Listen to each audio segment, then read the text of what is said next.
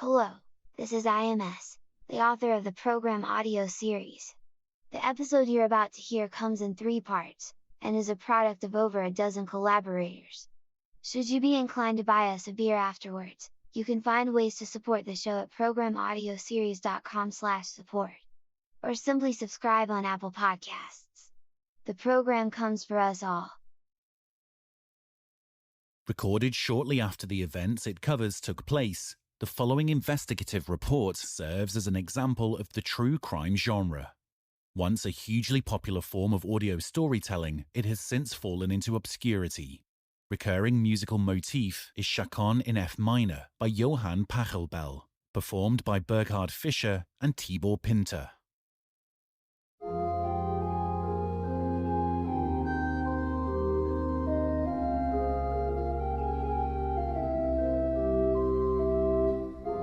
When the truckers disappeared, Program's gigs saved us.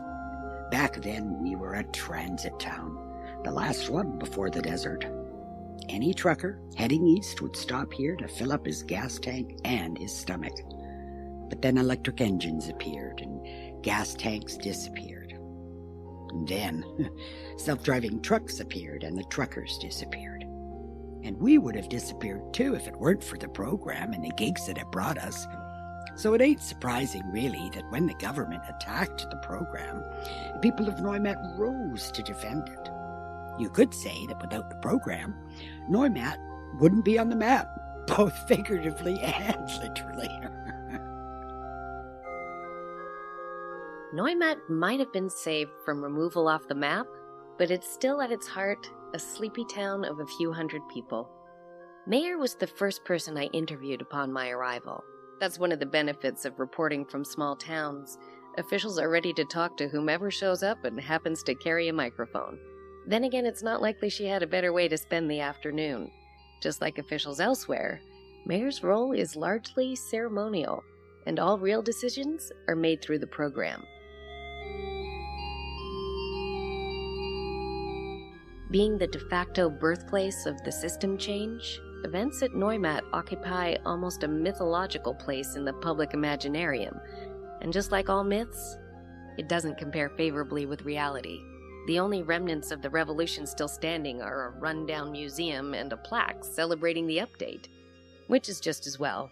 I was interested in a much more recent event, one that happened less than 2 years ago, and would under no circumstance get a commemorative plaque. But for the time being, I was keeping the real reason behind my arrival a secret, as I wasn't sure Mayer would be equally welcoming if she knew I wasn't in Neumatt to write a history report, but a crime report. And, as events would soon show, a medical report as well. A probe in what happens to the human psyche when pre-adolescent children in the community start disappearing, one by one. You know, this whole area was originally inhabited by German speakers, which is how Neumatt got its name. It's actually a contraction of Neue Heimat, meaning new homeland. Could you talk a bit about life in Neumatt after the update? What you really want to ask is, how was life in Neumatt during Carmageddon? I was surprised to hear Mayer refer to Carmageddon so openly. It was one of those things that was taught at home rather than at school, something parents would talk about amongst themselves after children were put to bed. They would then exchange stories how after the program's forces finally prevailed and the war ended, credits and reputation score got combined into one, how this made it possible to lower someone's score to 0 and eliminate them from society, and how it led to a period now known as Carmageddon, in which whole communities exterminated each other. Could you tell me how the whole ordeal ended? Literally overnight. One day we simply woke up to discover that the way an individual's credit score was calculated had changed, and that it was now much, much harder to drive someone down to 0. You know that feeling you get when you're huddled under a blanket for a long time, and then you take it off? You all of a sudden feel how fresh the air is? It was like that, times 100. But who changed the way the credit scores were calculated? Whoever's behind the program. Tell you what, if you're interested in these things, I'd suggest you go and talk with Professor. He's made it his life's work to study the program, even if the old professor's got a bit of a bird in his head. You can also try talking with Philosopher and Engineer, even though I have to warn you, if Professor's got a bird in his head, these two have a whole hen house. Thank you. I should probably mention at this point that the residents of Neumatt do not address each other by their utility. Having said that, there is a member of Neumatt's community who is known primarily by his title, which is why when Mayer said they've got a professor here, there was no questioning who she meant by that. Professor lived at the edge of the county, which was emblematic of his relationship with the townspeople. Both by his residency and his views, he was an outlier. He lived alone in a small house surrounded by a vast garden peppered with fruit trees and vegetable sprouts. Seems that Professor was growing his own food. What dominated the whole scene, however, was a massive white oak, or better said, what I later learned used to be a white oak, and was now a large, charred trunk with black branches sticking out. Kind of looked like a burned scarecrow. Shame, isn't it? It was such a magnificent tree. But unfortunately, last year it was struck by lightning. I'm not sure it will recover. Professor must have seen me approaching, as he greeted me at the door without me knocking. He didn't look like I imagined. His hair reached his shoulders, which were broader than you'd expect from a scholar. A trait by which Professor did not defy expectations was his hospitality. Inherently curious and convivial, he cordially welcomed me into his home and was happy to talk to a reporter, even after I told him the real reason I was there. He spoke in a disciplined, erudite style, making me feel like I was an audience of one. I'm a scientist. You wouldn't believe there are any of those left, eh? I obtained my PhD in neural networks at a rather prestigious university. No point in telling you which one no longer exists, but I was there until the very end, teaching courses on artificial intelligence and machine learning. I still research these subjects. Nowadays, it is, of course, a job outside the gig system, so I subsist on the program's basic credits. I guess you could almost say we are in a symbiotic relationship. So what did you learn about the way the program functions? My child, the totality of the program's code is too vast for any individual to fully understand. My specialty is in one of the program's algorithms. Only one algorithm? What I research is a set of instructions that regulate how individuals' credit scores are calculated. It is arguably the most important of all algorithms that govern the program, and by which it governs. It is known as the White algorithm. Why White algorithm? The name is of no consequence. What's important to understand is that the White algorithm is vital for our survival as a species on this planet. How so? Let me tell you a story. At the beginning of my career, my colleagues and I analyzed a piece of software programmed to find the optimal route for a naval commander shepherding a convoy in enemy waters. When we simulated convoys from the Second World War, we found that the software achieved far fewer losses and faster travel times than any actual convoys. So we were confused. How was this possible? Then we realized that in each case, the software would instruct a destroyer to sink the slowest Ally civilian ship, as it was the vessel that would hold the entire convoy back. The logic was flawless, saving more ships and their crews. And it was also effective, precisely because it was not something a human commander would ever contemplate. I'm not gonna lie, that's quite disturbing. Teach an algorithm to fish, and it just might drain the lake. Okay, so how do we unravel the set of rules program follows? The answer is quite straightforward. By inspecting the logic the program uses to determine what is just and unjust. For instance, we know that people who got rich off their own work kept their wealth after the update, or rather that their wealth got transferred into their credit score. On the other hand, people who inherited their riches lost everything. By examining specific cases between those two extremes, we can draw conclusions about how the program quantifies justice. Huh. Okay, makes sense. Another data point we have are windfall credits. You were born under the program, and take it for granted that someone who gets afflicted by a biological or natural adversity will automatically get compensated for it through an increased credit score. But historically, this is an entirely novel concept. Okay, so wait. What would you do before the program if you had the misfortune to be born with a medical condition or simply had an unattractive body shape or facial features? My child, you wouldn't do anything. The facts of your birth were so inherent to your existence that you wouldn't even notice them. Luckily, I might add, as that way was easy to forget your innate disadvantage. That was pretty much the way things were before the magical happiness machine appeared. But if this is so, shouldn't we be feeling grateful that it did? I'm not saying we shouldn't. But we also ought not forget that any magical happiness machine is by necessity a magical misery machine as well. What do you mean? Setting a price on happiness inevitably sets a price on misery. And as it stands, the program has a monopoly on both. Look, it lifted billions out of poverty only to get billions killed afterwards. Who's to tell what its plans are for us in the future? Who's to tell if there even is a plan? So, what are we to do? We have good indications there is some kind of moral code behind the program's actions. So far, we've been trying to understand it. What we have to do is crack it. It was getting late, and Professor is a creature of habit, so we bid our goodbyes, and I walked back to my hotel. It occurred to me that for someone analyzing the intersection of technology and morality, Professor sure picked the right place to conduct his research. Because if there ever was a series of actions that would stretch the white algorithm to its limits, it was the one that played out here 2 years ago. And it all started with a 7-year-old girl who didn't come home one day.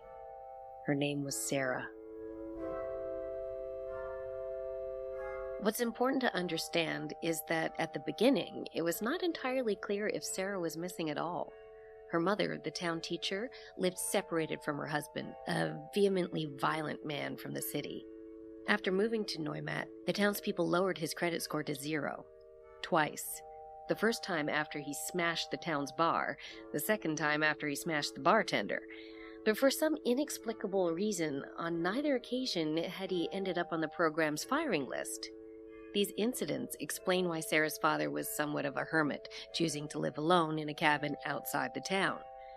Even if he had taken Sarah with him for the weekend, it might have been true she was unaccounted for, but it wouldn't be fair to say she was missing.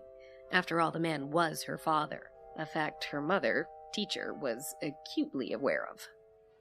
Did I gift him my entire 30s as a delectable peach, which he sucked to the pit? Did I bear that man a heavenly child, which he in turn treated with reckless abandon? Did I provide him with room and board for almost a decade without asking a single gentle word in return? Am I bitter? No, I've got only myself to blame. But what can I say? I had 2 weaknesses back then, motorcycles and bad boys. And he was a bad boy with a motorcycle. Luckily, he was never violent towards Sarah, who was perhaps the only person he cared about other than himself. He would get to see her every Friday after school, spending time with her in that cabin of his, where they would play old video games and whatnot. It was only when Saturday morning came, and she didn't, that I began to worry. So what did you do? I walked to Mayor's house, and then we took a ride to the cabin together. It must have been past noon, but it was obvious he just got his ass out of bed, still reeking of moonshine. Remember, he didn't have enough credits to disguise cheap alcohol inside fancy cocktails. He was drinking this stuff straight. Was Sarah there? Nope. And he hadn't seen her either. Not since the previous Friday. When it became evident I didn't know where she was either, he totally flipped and started accusing me of losing our child. So Mayor and I quickly turned back towards the town, I was genuinely afraid he would attack us. Wouldn't have been the first time he'd laid his hand on me. Thoughts and prayers. Oh, don't worry, my dear. By then I'd learned to live with it. He appeared to have some sort of immunity from the program, so there was nothing anybody could do to him. Speaking of which, did you submit a report that Sarah was missing? Of course. Professor did it himself, insisted on doing it personally. But no gigs were ever issued to search for her. So much for the spotless morality of the high and mighty program. But then again, how do you square any kind of moral code with what happened in Victoria? Victoria? Oh, let our good professor tell you about that. The mention of Victoria confused me.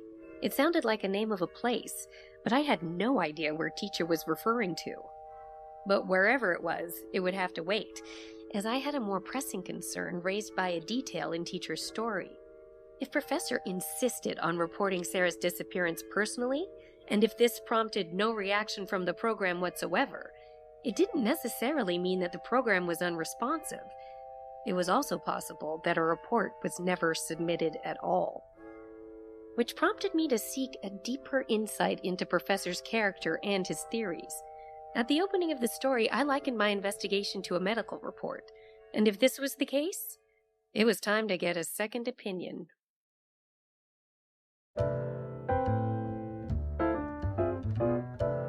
Whenever I asked the Neumatt residents I was interviewing who I should talk to next, the names of philosopher and engineer kept popping up. Even though they were a couple, in many ways they were antipodes, including in their appearance. Philosopher had a lion's mane on his head, engineer was bald as an eagle, who, to be fair, had at least 10 more candles on his birthday cake. I started my career over 40 years ago. It was in the machine learning division of a company formerly known as Apple. That was before it got merged with Alphabet. This is also where I hooked up with my future husband, probably violating every guideline in the corporate rule book. Which was the start of a long and happy relationship in which I would get blamed for everything. And yes, I worked in the notorious Human Resources Department, so I can confirm that it was against the guidelines. Well, I'm glad you found the courage to break them, my love. Otherwise, we would never have grown to be two old farts like we did. Is that all we are now, two old farts? Well, you know, it's funny to talk about it now, but it does make one realize the power companies had back then. They even felt entitled to ordain who you were allowed to fall in love with. Doesn't the program's serendipity feature basically do the same thing today? Which just goes to show, mademoiselle, who has the power today. So you agree with Professor when he says that we need to recapture that power from renegade algorithms? I would suggest a healthy dose of skepticism when listening to Professor. He often mistakes theory for practice. It's a common error in academia. Hey. I had ample experience working with AI when the program appeared. I can tell you with certainty, the field was not even close to achieving the strong AI that his white algorithm theory presupposes. Strong AI? Yeah, strong artificial intelligence, also known as general AI, meaning it can solve general problems versus a highly specialized one. It's the difference between playing chess and coming up with chess. In the period the program appeared, AI might have been a grandmaster, but it was a grandmaster that couldn't even tie its own shoes. But how can you be so certain of that? Think of a pipe organ. The pipe organ? Yeah. For almost 500 years, the pipe organ was the most complex man-made device, a distinction it retained until it was displaced by the telephone exchange in the late 19th century. Now, I want you, imagine yourself as a destitute peasant somewhere in late medieval Europe. You cannot read or write. You are more often hungry than you're fed and warm. But once a week, you find yourself huddled with everyone else you know inside a towering cathedral. It's the biggest structure you will ever see in your life. And you are listening to the pipe organ. This powerful, bellowing instrument filling up the space with music equally heavenly and foreboding. To your ears, it would have sounded like God. Even though it was in fact just the opposite. It was the sound of human ingenuity. My love, if I may, I have a question for our young mademoiselle as well. Tell me, do you know Jeremy Bentham? Oh, I don't think I've had the pleasure. I've only been in Neumatt for 3 days. Mademoiselle, Jeremy Bentham was a utilitarian philosopher born in the late 18th century. During his time, he became the leading theorist on philosophy of law. He realized that all mankind was under the governance of two overbearing masters, pain and pleasure. So, he devised an ethical theory which sought to maximize pleasures derived from any action. His aim was to devise a new code of law which could, in principle at least, determine the moral status of any act by calculating the amount of pleasure that a specific action is likely to cause. But wait, in order to follow moral repercussions, wouldn't Bentham need to keep track of society's every move? Mademoiselle is very shrewd. Bentham wanted to make society perfectly transparent. He pictured a world in which each gesture or word that affected general happiness would be noticed and marked down. In an effort to achieve this, he devoted 15 years of his life developing ideas for a structure he called the Panopticon, a building in which all the inhabitants could be observed by a single watchman. Practical considerations, however, hindered establishment of Bentham's ideas in practice. Even with technological advancements that appeared later in history, Panopticon remained an elusive utilitarian dream. No amount of cameras and recorders could provide enough information to make this morality calculator viable. It would require millions and millions of intelligent sensors covering every square meter of inhabited land. And you would need them to all go live at once, as people, especially those living in the old system, would probably not take kindly to what they would most likely perceive as an intrusion of their privacy. Unless, of course, you already had a grid like that installed. Haha. What are you trying to say? Well, what do you need 1 billion sensors for if you've got 1 billion pair of eyes? You're talking about the program. Precisely. I'm talking about all the reports people submit, all the gigs they take, all the selfies they make, their every message and every transfer of credit score. All of this data. Data with which people feed the machine voluntarily. Huh. I never really thought about it that way. Most people don't think about it at all, especially the conclusion it leads to. Which is? The program is using the people, not the other way around.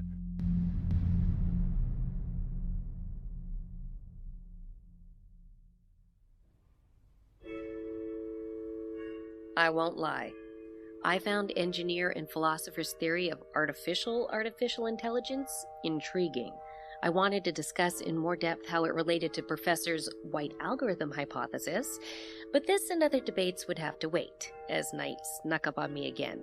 So I arranged to meet with the self-proclaimed 2 old farts again in a couple of days.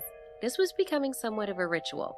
I'd conduct my investigation in Neumatt and then return with a piece of the puzzle to imbue with meaning. I was pondering about meaning a lot lately. If it was indeed true that our every action is appraised, and that an appropriate response is dispensed, it would suggest a rather discomforting possibility. That we are living in a world of total justice, a world in which everything around us happens for a reason. And how the heck do you marry reason with what happened next? It was 2 years and 2 days ago. I remember the precise date, because it was the day after my anniversary of becoming Neumatt's mayor. Not that there was a celebration or anything. It wouldn't have been appropriate with what Teacher was going through. It had been 3 days since Sarah went missing, and everybody was looking for her, but no one could find a trace of her. It was as if the child vanished into the ether. Then, at dawn on the 4th day, one of Farmer's dogs brought home a child's shoe. Farmer first called me, so I went to Teacher's house and we took a ride to the farm together. She confirmed the shoe belonged to Sarah. Then we followed the dog into the flatlands and found Sarah's socks. Then her blue dress. Then her underwear. Nobody was saying anything, but it was obvious what was on everybody's mind. This was a sex crime. How did the town react? With equal degree of anger and repulsion. There's nothing as important to people in Neumatt as family. Everybody hugged their kid a little stronger that night. I'm sure even Professor did, no matter how aloof he likes to appear. Professor has a son? He didn't mention that. Professor had a son. His name was Simon.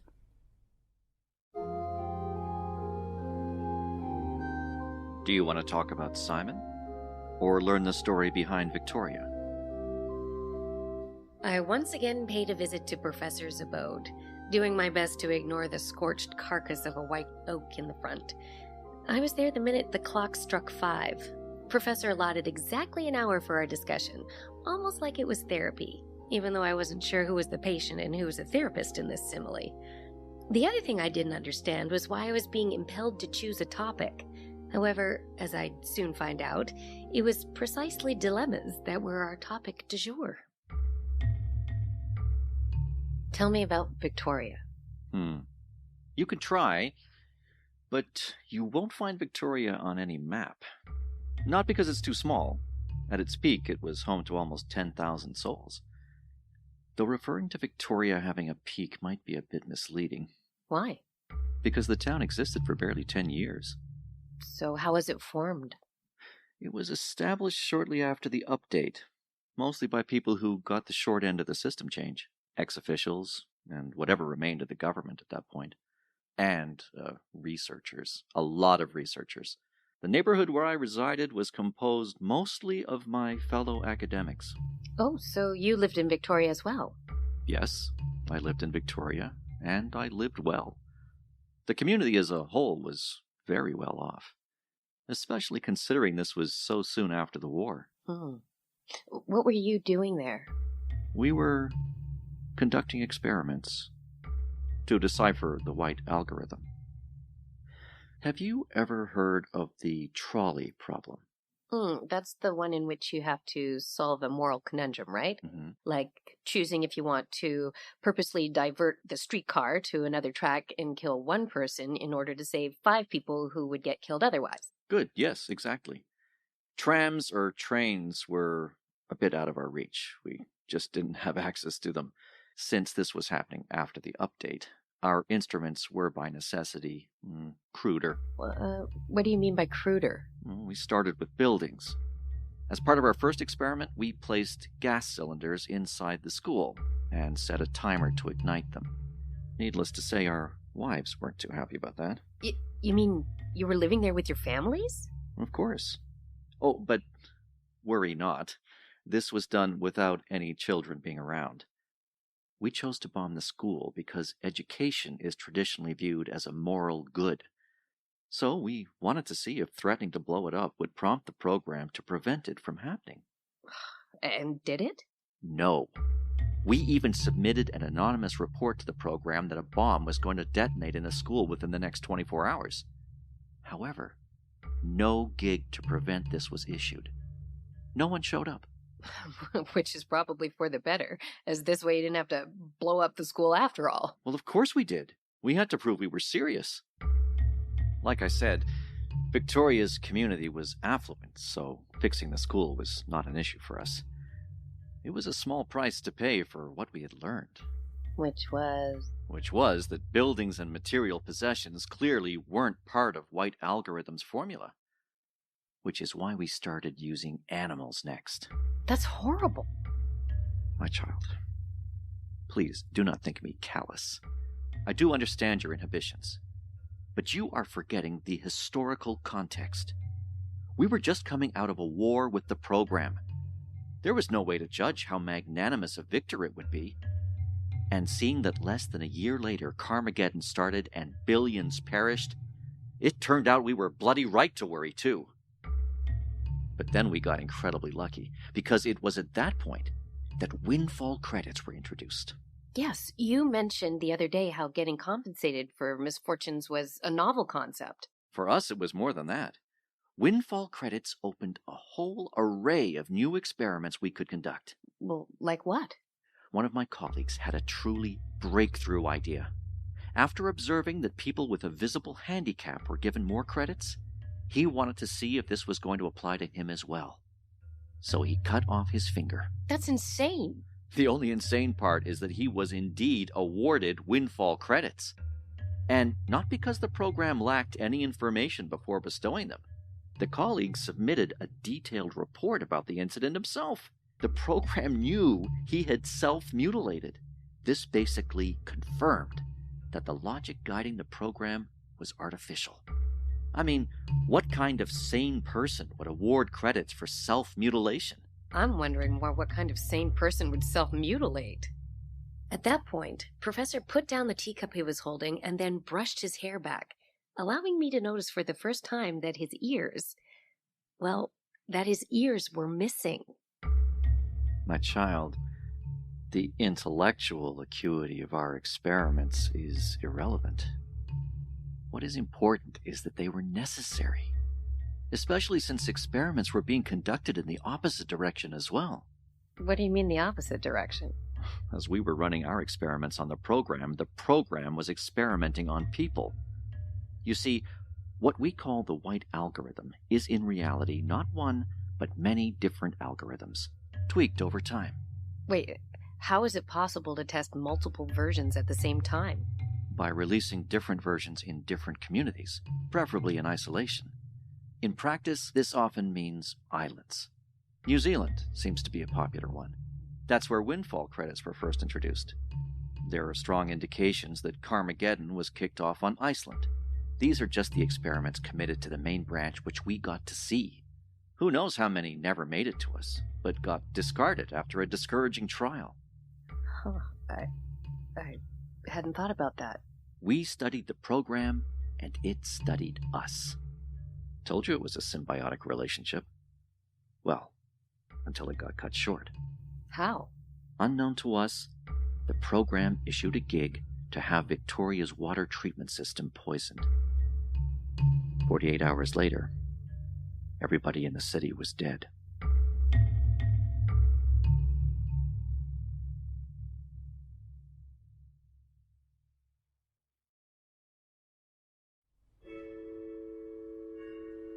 I left Professor's house feeling dizzy. There's a fine line between our actions being guided and our actions being controlled.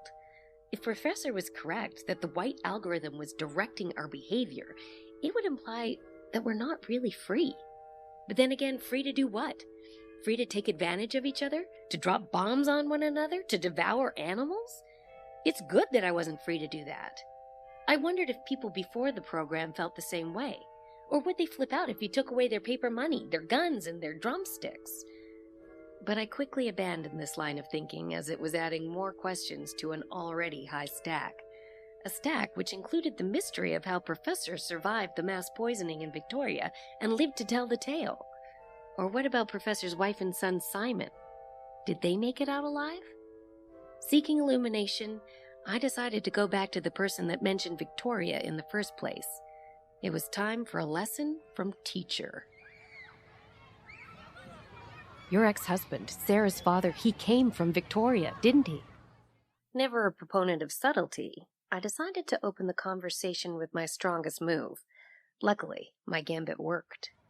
I guess it wasn't that difficult to guess where the dog is buried.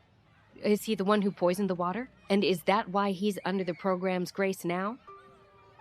My dear, the very fact you're asking me that implies you don't know the whole story of Victoria yet. Why so? Instead of giving you a direct answer, let me give you a parable. Imagine a society in which all the inhabitants are perfectly happy. However, there's a catch. Their happiness is contingent on the misery of a single unfortunate child. He, or she, it doesn't really matter, is perpetually kept in a small, dark, filthy basement, physically and mentally stunted. The inhabitants of this society know of the child, but they also know that all serenity and splendor all personal fortune and joy of every single man, woman, and child would disappear in an instant if even a single word of warmth was spoken to the lonesome outcast. Teacher, is this society you just described Victoria? Oh, no. Victoria was much worse. If the parable of the forlorn child wasn't meant to refer to Victoria, what did it refer to? The only theory I had was the forsaken child was Sarah, and her disappearance was somehow instrumental for equilibrium in Neumatt. So I decided to run it by the last person I still had to meet in this small desert town. The person who I probably should have interviewed first, as she was the one who propelled me to come to Neumatt to begin with. It was still summer when I received an email addressed as coming from Mother of Jacob. No name, no surname, just Mother of Jacob, as if her maternal function defined her and all she stood for. After a few chosen words of commendation for my published investigative work, she invited me to Neumatt, or rather she enticed me to Neumatt with what she said was going to be the crown jewel of my reporting career. Intrigued, I gave her a call, which turned into a 3-hour conversation, which turned into a 3-day ride across the continent, which turned into 3 knocks on a white door.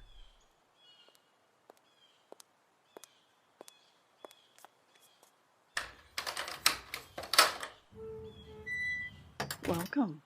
Welcome. I've been expecting you. The first impression I gathered when the door opened was not of the frail, elderly woman who greeted me, but that of a strong, fresh smell of leather. Evidently accustomed to my reaction, Mother of Jacob said the odor was an endowment from her mother. It was the first thing we talked about, reclined comfortably on the porch with 2 glasses brimming with iced tea, spiked with just the right amount of some surprisingly decent shine. My late mother, program preserver to memory, was a hard-working woman. Her husband, my father, died before I was old enough to remember. What I do remember from my childhood was money, or better said, the lack of it.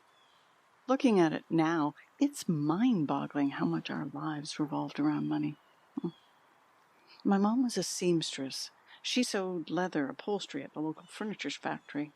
Then an IKEA opened an hour drive from here in the late aughts, and the factory was out of business before the decade's end.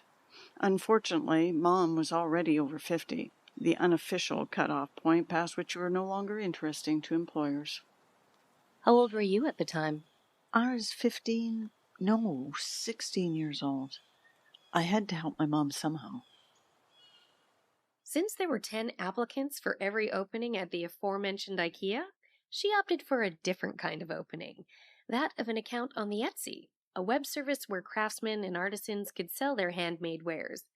It was there that the mother and daughter duo turned leather furnishings into a much higher margin offering, customized BDSM gear.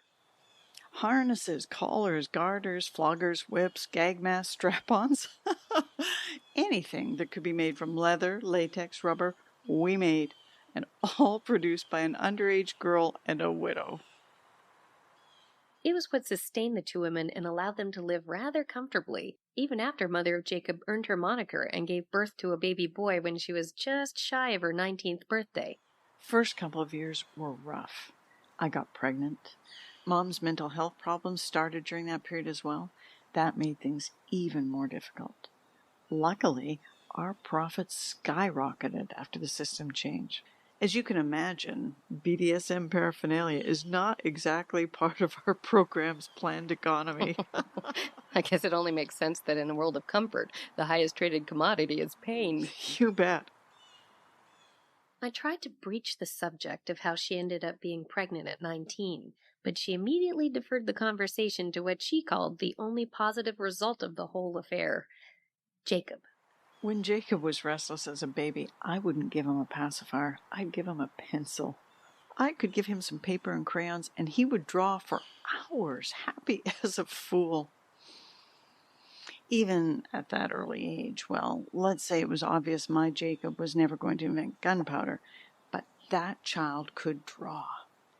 He got his first comic book gig when he was 16, an official program gig at 16. Praise be to the program. What were his comics about? Well, you may or may not be aware that during the late capitalism period, superhero movies were extremely popular. These adult fairy tales cost millions to make, truly making them the sign of the mindless and profligate times that made them. Productions like that are no longer possible, so modern audiences turn to other mediums. After all, it's much cheaper to narrate or draw a space battle than to film one. So, my Jacob wrote and drew science fiction stories. His most successful series was about a band of time-traveling aliens. It was called Chronoterrestrials. Really? Chronoterrestrials was done by him? My younger brother adores that comic. Yes, it was Jacob's most popular creation, even though it was not his finest work. Chronoterrestrials revolved around conflict between simple characters, either heroes or villains. I guess there's just something about black and white morality that appeals to people in all ages. Did people in Neumatt read his works? Oh, no. It was nothing folks in Neumatt would have any interest in. Well, apart from Professor.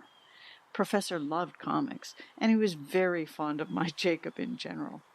There was one story that Jacob worked on obsessively. He'd been working on it for years, saying it was going to be his masterpiece. But he never got to finish it. Which story was that? I don't know. He never showed it to me. But I did see some of his drawings for it. What kind of drawings?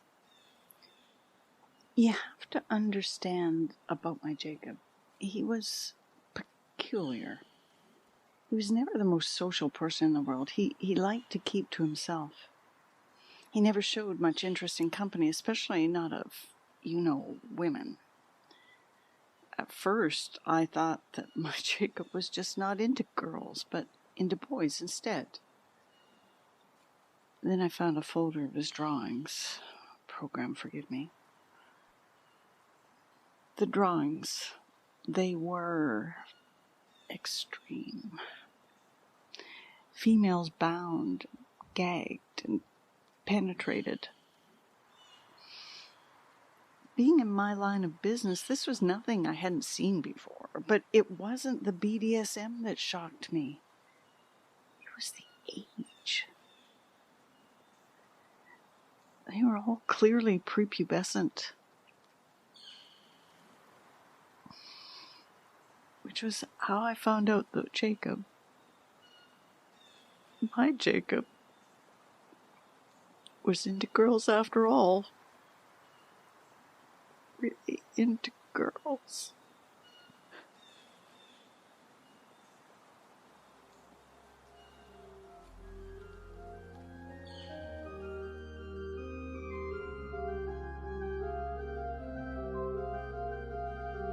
Listening to Jacob's mother was hard, but it was hardly surprising.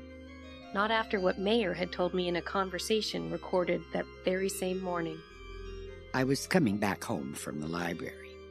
We'd been copying posters informing folks Sarah had gone missing.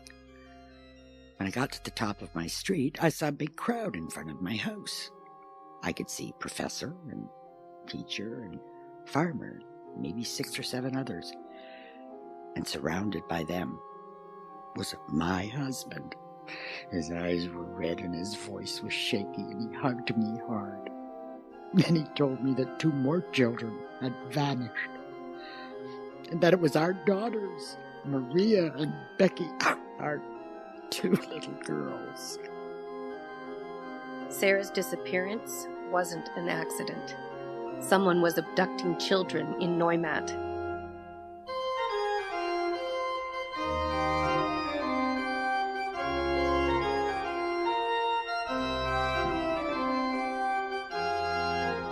End of part 1.